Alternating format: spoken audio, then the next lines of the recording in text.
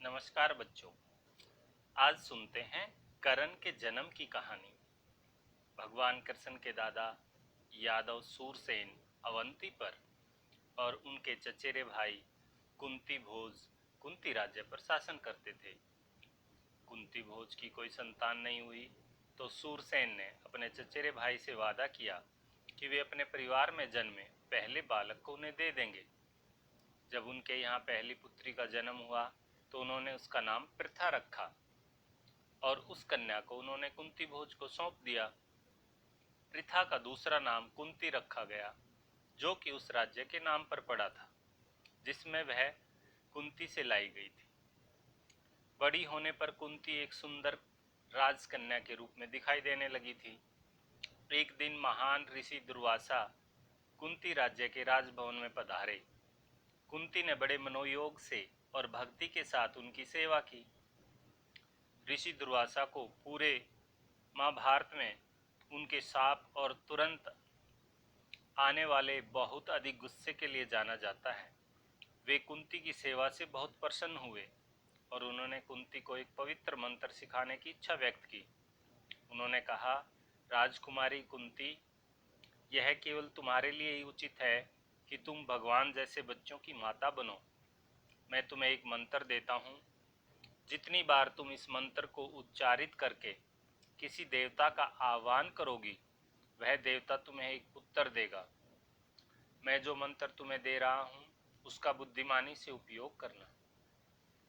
कुंती दुर्वासा द्वारा दिए गए मंत्र को पाकर बहुत प्रसन्न थी, लेकिन वह उस मंत्र की परीक्षा करना चाहती थी। इसलिए एक दिन वह चुपचाप निकट की नदी के किनारे जाकर भगवान सूर्य का आह्वान करने लगी। अचानक सूरज की चमकीली आभा में किरणों ने उसे घेर लिया। उसके बाद उसकी बाहों में एक बच्चा दिखाई दिया। एक सुंदर सा बालक, सीने पर सुरक्षा के लिए स्वर्ण जैसा कवच और दोनों कानों में सोने के कुंडल पहने था। कुंती उस शिशु बालक को पाकर बहुत प्रसन्न हुई, लेकिन तभी कुंती ने सोचा, मैं इस बच्चे को महल में नहीं ले जा सकती क्योंकि मैं अविवाहित हूँ। अगर लोगों को पता चल गया कि यह मेरा पुत्र है तो मेरे परिवार की बदनामी होगी। उसने उसे एक टोकरी बनाकर बालक को टोकरी पर लेटा दिया और उस टोकरी को नदी के प्रवाह में बहा दिया। फिर अपनी आंखों में आंसू लिए वह वापस राजमहल चली आई।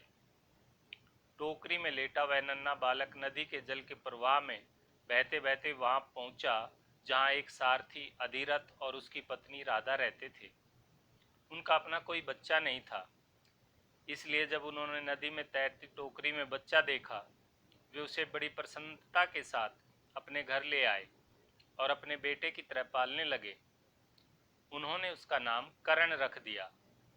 उस दिन से करण उनके पुत्र के रूप में बड़ा होने लगा। क्योंकि कर्ण कुंती को सूर्य भगवान द्वारा दिया गया बालक था, इसलिए वह कोई साधारण बालक नहीं था और बचपन से ही एक प्रतिभाशाली योद्धा के रूप में प्रसिद्ध होने लगा था। बाद में कुंती का विवाह हस्तिनापुर के राजा पांडु के साथ हो गया। विवाह के बाद उसने उस मंत्र को 3 बार उपयोग किया और उसके प्रभाव से उसे 3 पुत्रों की प्राप्ति हुई और पांडव की दूसरी पत्नी के 2 पुत्रों के साथ पांडवों के नाम से प्रसिद्ध हुए। कर्ण एक महान योद्धा के रूप में बड़ा हुआ और कुरुक्षेत्र के युद्ध में कौरवों की ओर से अपने ही पांडव भाइयों के विरुद्ध लड़ा। तो ये थी बच्चों कर्ण के जन्म की कहानी। आशा है आपको अच्छी लगी होगी। धन्यवाद।